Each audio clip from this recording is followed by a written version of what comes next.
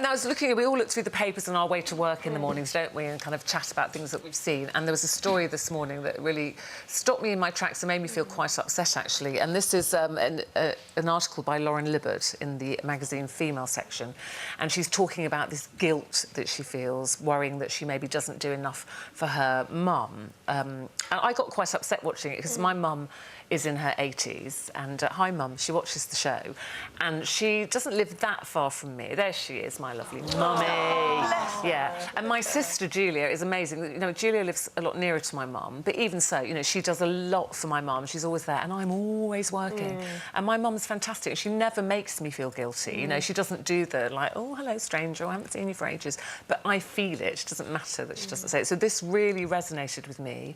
And as also when you have children a bit later in life, you're in that position where you've still got dependent children and you have a parent who you feel... My mum's not dependent, she's very independent, actually.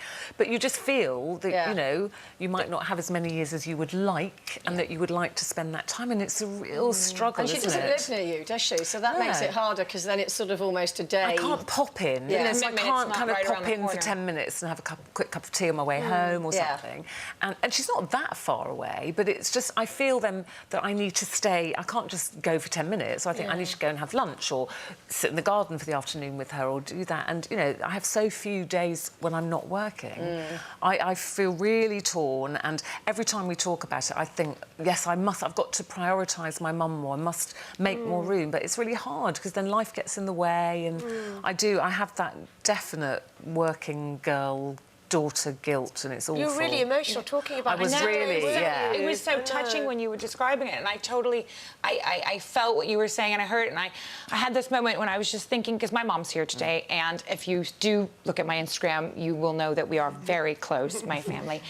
And, there she is. That's, I love that photo. That's with her. She came to visit me on set. Anyway, and about a year and a half ago, my dad died very unexpectedly. And I think in my mind, I always thought my journey with my dad would be much longer. And when he, you know, he had his heart attack and he was gone, it was a real realization to me that just because you want to have your parents for a really, really long time doesn't mean that you will.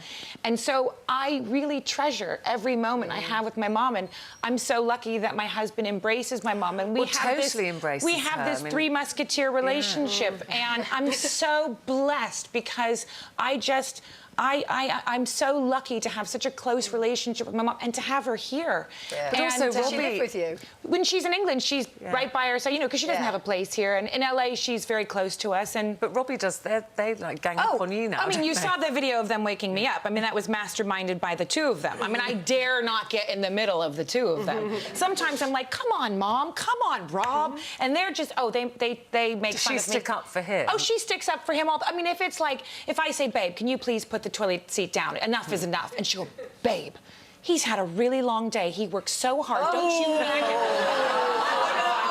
But it's gross, and it's the No. But your mum lives very near you. Yeah, my mum lives literally 2 roads away, so proximity-wise, it's great. And if I take the dog a walk, I pop in for a cup of tea. Oh, so that's my mum there on the left, and my 2 daughters there, Ellie and the dog, looking a bit gormless as usual.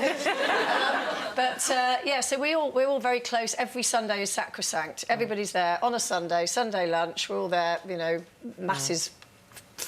Kids, boyfriends, dogs, whatever. The whole crew. Yeah, and I kind of, you know, my mum's very independent. She's on her own, has always been on her own. And so there are days where I sort of think, oh, you know, maybe I should pop in. But she's always doing something. She keeps herself really busy. She works as a guide in Westminster Abbey.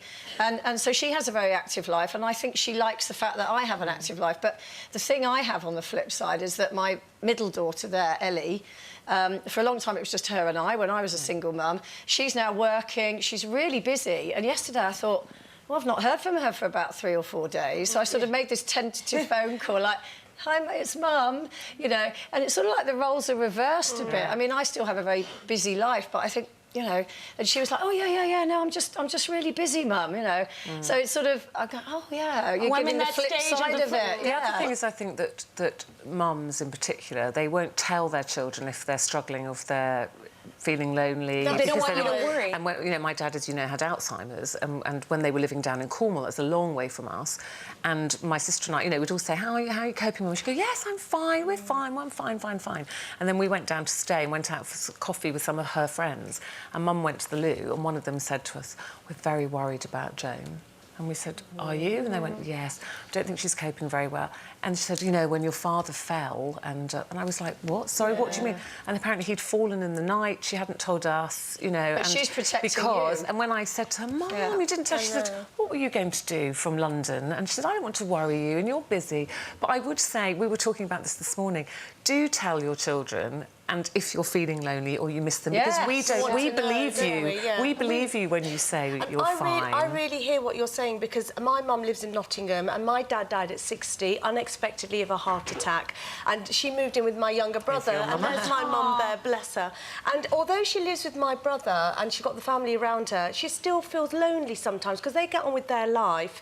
And a few months ago we were going to go away on a little trip somewhere, and I'd actually turned around to my husband Steve and said, "Steve, you go away with the kids. I'm going to take a week out of my life and I'm going to spend a whole week where it's just me and my mum." that's nice. And do you know what? I just thought, I don't want to look back on life and think every time she phoned me up, I was just too busy. I'm working, I'm doing this. So I took a week off, gave all my jobs up, spent a week with her, and we went for a manicure, we went for a massage, we went for a high tea, and it was the best week of my life. But you know, she was feeling lonely, and I could feel it, even though she didn't tell me. Just through her actions, through her lack of conversation, I thought my mum needs me right now, and it was just such a lovely bonding time. Wait until you watch these and click here to subscribe. You may as well. It's totally free.